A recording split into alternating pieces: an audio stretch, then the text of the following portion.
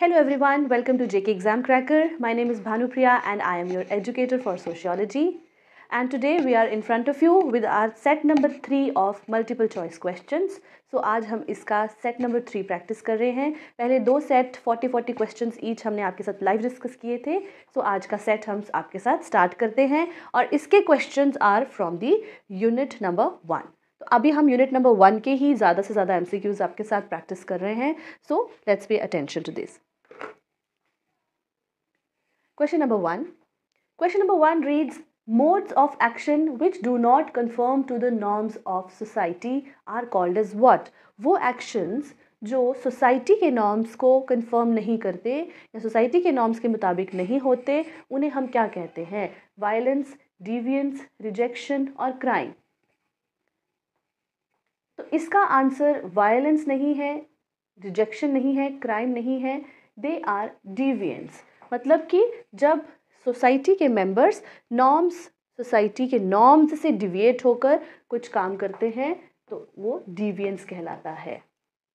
Question number 1 का answer है option B. Question number 2 reads, features of social life that challenges और creates tensions in a social system are what? Social life के वो features जो normal social life में disturbance create कर दें, यानी कि सोशल लाइफ को नॉर्मली चलाने में नहीं बल्कि उसको डिस्टर्ब करें, उन्हें हम क्या कहते हैं? A dysfunction, B problems, anarchy और एनोमी. सो स्टूडेंट्स, इसका आंसर है dysfunction. So every social institution, every social phenomena has some functions and some dysfunctions.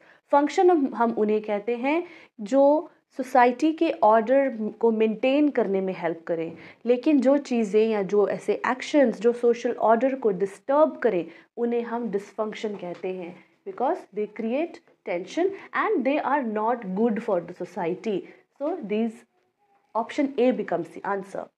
Question number 3. Dash are general abstract moral principles defining what is right और wrong. तो यहाँ ध्यान देने की ज़रूरत किस चीज़ पे है? दैट वी आर सेइंग कि इनमें से कौन से जनरल मॉरल प्रिंसिपल्स होते हैं. General, okay, they are not written, they are not formal, but they are general. So values, folkways, sanctions और रूल्स. वैल्यूज़ क्या होती हैं? Good and desirable things of social life. Folkways, sanctions और rules. Rules तो formal होते हैं, written होते हैं.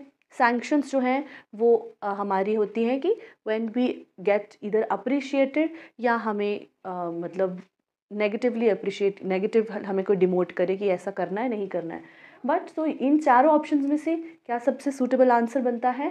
Folkways. So folkways are the general abstract moral principles कि क्या सही होता है लाइफ में, क्या गलत.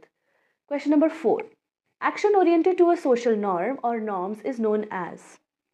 जब social action according to the norms किया जाए उसे क्या कहते हैं? एक्सेप्टेंस, कंट्रोल, कंफर्मिटी और approval. Pay attention to the question that action oriented to the social norm. जब सोशल नॉर्म के अकॉर्डिंगली एक्शन करें तो उसे हम कंफर्मिटी कहते हैं. That the social members are conforming और following the norms. Question number 5. What is the meaning of soror in the word sororate? Sororate term में soror word का meaning क्या है? So soror word का meaning brother नहीं, mother नहीं, sister in law भी नहीं. It is sister. Option A is the answer for question number 5. Question number 6. What is the meaning of lever in the term levirate? So levirate type of marriage आप remind करें, learn करें अपने दिमाग में कौन सी होती है तो आपको इसका आंसर मिल जाएगा. तो लेवर का मीनिंग क्या होता है? Brother in law, husband's brother, sister और मदर. तो it is husband's brother because levirate form of marriage कौन सी होती है? जिसमें woman marries the deceased husband's younger brother. तो जब एक विडो या जिसका हस्बैंड की डेथ हो जाए वो लेडी अपने हस्बैंड के छोटे भाई से शादी करे, उस टाइप ऑफ प्रेफरेंशियल मैरिज को हम कहते हैं levirate kind of marriage. Question number 7. ये फैमिली की डेफिनेशन है. Family is typically defined as what? A. A group of people related by blood or marriage. individuals living together in a community, a group of people sharing a common profession, or friends who support each other. सो कभी कभी आपके options question को बहुत difficult बनाते हैं, but here all the options are not suitable but A. So option number A is the most suitable and it is actually the answer. That family को हम typically क्या समझते हैं? Group of people who are related to each other by blood or by marriage. ठीक है? So option A is the answer. Question number 8. Marriage is generally characterized by what? Marriage is generally characterized by legal and social recognition of partnership, living together without any legal binding, a strong friendship, or a contractual financial arrangement. Very clear and सीधा सीधा answer है option A और option number 1. Option A says that marriage क्या होती है? It is the legal and social recognition of partnership. जब दो individuals of opposite sex they live together as partners legally as well as socially. Question number 9. Patriarchy is a social system where power and authority are held by men. Power and authority are shared equally by men and women. Power and authority are held by women, or power and authority are not relevant. तो question number 9 का answer, pay attention please, patriarchy में कभी भी women के पास authority नहीं होती. सो option A becomes the clear answer, जहाँ पर पावर और अथॉरिटी किसके हाथों में होती है? Man of the family. जिस सोसाइटी में मर्दों के पास पावर और अथॉरिटी रहता है उसे हम पेट्रियार्कल सोसाइटी कहते हैं. Question number 10 reads that which type of marriage involves a woman having more than one husband at the same time. जब एक औरत के एक टाइम पर एक से ज़्यादा हस्बैंड हो तो उस टाइप ऑफ मैरिज को हम क्या बोलते हैं? What is the term for that? So it is monogamy. Monogamy is one person marrying one person. Polygamy is one person or one man marrying more women. Bigamy is you can marry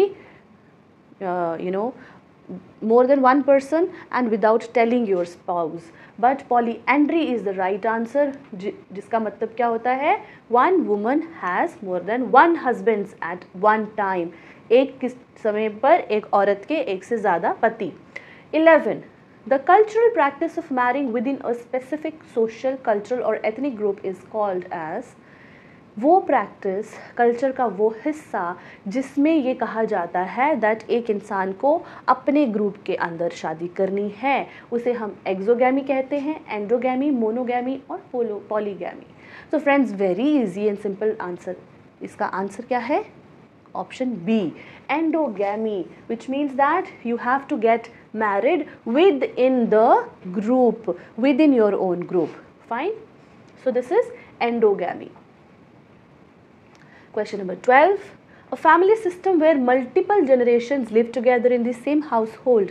वो family system जिसमें एक से ज़्यादा या 2 से 3 generations एक ही घर में, एक मकान में एक साथ रहती हों, उससे हम क्या कहते हैं?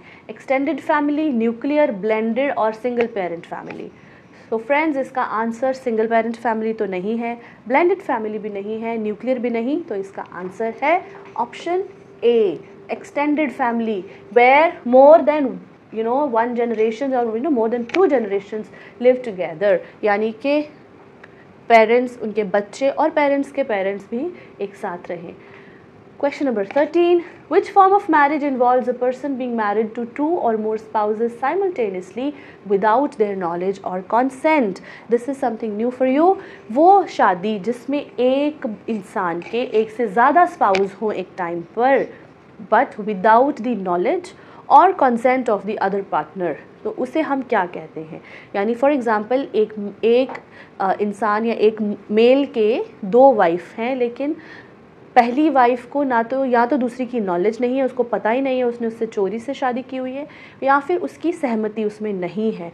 उस टाइप ऑफ मैरिज को, and same goes for women also. If one woman is married to more than one husband and the husbands do not know about each other, या फिर उनकी आपस में सहमति नहीं है, they are not socially recognized, तो उस टाइप की शादी को हम क्या कहते हैं? monogamy, polygyny, polyandry or biandry. So we call this type of marriage as bigamy. Option B is the suitable answer for this. Okay, तो bigamy होती है जिसमें एक से ज़्यादा स्पाउस हो और दोनों स्पाउसेस को एक दूसरे का पता भी ना हो या फिर रजामंदी ना हो. Question number 14. Bilateral descent refers to. What is bilateral descent? Bilateral descent refers to A. Tracing kinship through both parents' families, tracing kinship through the father's family, through the mother's family, or not considering kinship in a family. So what is bilateral descent? The term in itself is telling us bilateral कि आप जब descent दोनों तरफ से father as well as mother की तरफ से trace करें उसे bilateral descent कहते हैं. So option A is the answer for question number 14. Question number 15 की बात करते हैं. Serial monogamy is a pattern in which an individual has multiple spouses simultaneously, यानी कि एक इंसान के ज़्यादा spouses हों एक ही टाइम पर, या एक इंडिविजुअल का सिर्फ एक ही स्पाउस एक ही शादी करे वो अपनी पूरी ज़िंदगी में चाहे कोई भी कंडीशंस हो. See an individual has one spouse at a time. एक इंडिविजुअल का एक समय पर तो एक ही स्पाउस होगा but may have more than one spouse over their lifetime. मतलब वो ज़्यादा शादियाँ कर सकते हैं लेकिन एक समय पर एक ही शादी है. दूसरी शादी वो तभी करेंगे जब वो पहली शादी ख़त्म हो जाए, या तो वो डिवोर्स के थ्रू ख़त्म हो या फिर पार्टनर की डेथ हो जाए. And D option says an individual does not get married, and यानी एक इंडिविजुअल शादी करता ही नहीं है. सो 15 का आंसर है ऑप्शन सी. सीरियल मोनोगैमी क्या कहते हैं? सीरियल में एक ही टाइम पे एक शादी, लेकिन सीरियल वाइज आप एक से ज़्यादा कर सकते हैं. जैसे कभी कभी किसी का एक तलाक हुआ, उसने दूसरी शादी की, दूसरे की डेथ हो गई, फिर तीसरी शादी की, तीसरी बार भी तलाक हो गया. तो this is a instance of serial monogamy. 16 question reads cohabitation का क्या मतलब होता है? What is the meaning of cohabitation? Living together as a couple without being married, arranged marriage, living with extended family members, or separation after marriage. So cohabitation, students, is a term used जब दो partners or the partners of opposite sexes they live together but without getting social recognition or without getting married. So cohabitation के option इसका answer है option A, living together as a couple but without getting married. The term consanguinity in relation to family refers to. Consanguinity term अगर किसी को सुनने में difficult लगता है या याद नहीं रहता तो आपने वो क्लासिफिकेशन पढ़ी होगी कि वो एनिमल्स जो ब्लड पे डिपेंड करते हैं या जिनकी फीड डाइट ब्लड होती है, जो दूसरों का खून चूसते हैं, उन्हें हम सैंगिवोरस कहते हैं. जैसे कॉन्सेंगिनिटी या कॉन्सेंजिनिटी हम किसे कहते हैं? जिनका एक ब्लड होता है. Consent that is we have same blood. So consanguinity का मतलब है ब्लड रिलेशनशिप. ब्लड रिलेशनशिप से हमारे जो रिश्ते होते हैं उन्हें हम कहते हैं कॉन्सेंजिनिटी या हमारे कॉन्सेंजीनस रिलेशंस. क्वेश्चन नंबर 18 पे आते हैं. It reads a matrilocal residence refers to a living arrangement where. Matrilocal residence कौन सा होता है? तो मैट्रिलोकल हमने डिस्कस किया था दैट व्हेन द ब्राइड और the couple goes to live with the bride's family after marriage. शादी के बाद जब एक कपल वुमन या फिर जो दुल्हन होती है उसके फैमिली के साथ उनको रहना पड़े तो उसे मैट्रिलोकल कहते हैं. ऑप्शंस क्या हैं? The husband and wife live or near the wife family, the husband and wife live with or near the husband's family, the couple lives separately or they live alternatively with each family. So इसका answer clearly option A है because it is कि या तो आप wife की family के साथ या उनके पास जाकर रहें तो उसे हम मैट्रिलोकल रेजिडेंस कहते हैं. Question 19. A single parent family is characterized by what? What is a single parent family? One parent raising the child or children, both parents raising the child or children, extended family involved in raising the children, or no parental involvement at all. कोई भी parent नहीं है या फिर extended family बच्चों का ध्यान रखती है या दोनों पेरेंट्स रखते हैं या कोई एक पेरेंट रहता है. तो भाई सिंपल सी बात है. The term in itself is telling that single parent family वो होती है जिसमें एक पेरेंट बच्चे का ध्यान रखता है. इट कुड बी कि उनकी शादी या तो एक स्पाउस की absence is because of the death or because of the divorce. So single parent family. Question number 20.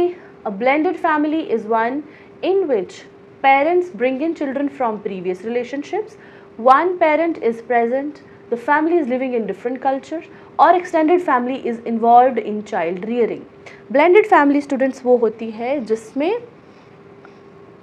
जो पेरेंट्स हैं या जो पार्टनर्स हैं जब वो दूसरी शादियां करें या तीसरी शादियां करें तो अपनी पिछली शादी से जो बच्चे हैं उन्हें भी वो अपने परिवार का हिस्सा बनाएं. That is called as a blended family, which means that the spouses, both the spouses are not the real parents to the children.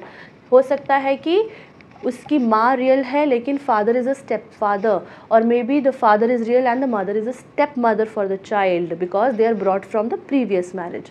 So option A is the answer for question number 20. The blended family where parents bring children from previous relationships. Question number 21. The family provides various functions including, read the options carefully. A. Socialization, economic cooperation, emotional support. B is isolation, financial gain, career development. C is social exclusion, independence, emotional detachment. और economic competition, cultural isolation, emotional stress. तो family जो है वो कभी भी stress या फिर competition या आइसोलेशन की फीलिंग के लिए नहीं होती. Family is always for the stabilisation of the adults and socialisation of the younger members. ये किसने कहा है? टैलकॉट पार्सन्स ने. That family is for the, family के प्राइमरी दो फंक्शंस होते हैं, socialisation of the children and stabilisation of the adults. तो socialisation, economic cooperation and emotional support जो है वो फैमिली के मेन फंक्शंस होते हैं.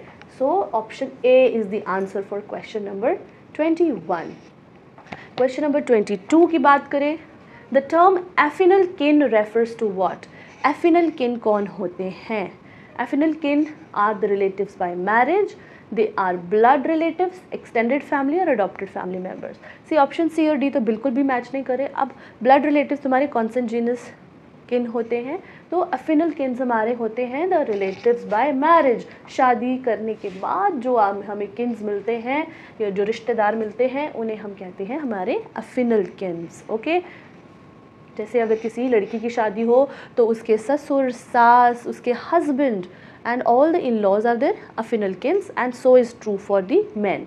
23 question says levirate marriage is a practice where, levirate हमने बिल्कुल beginning second third question में ये discuss किया था. what is term levirate? The woman marries the brother of her deceased husband, a man marries the sister of deceased wife, a man marries multiple wives simultaneously, no. A woman marries multiple husbands simultaneously, no. Here the woman marries the brother of the deceased husband, यानी कि अपने मरे हुए मृत पति के भाई से अब जब औरत शादी करे उसे कहते हैं levirate. Option A is the answer. Question number 24 पे आते हैं. The process of breaking up of joint family starts from where.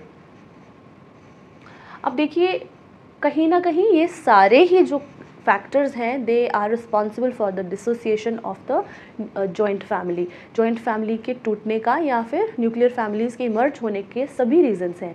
But यहाँ लिखा है दैट स्टार्ट कहाँ से होती है, what is the process that like marks the beginning of breaking of the joint family system.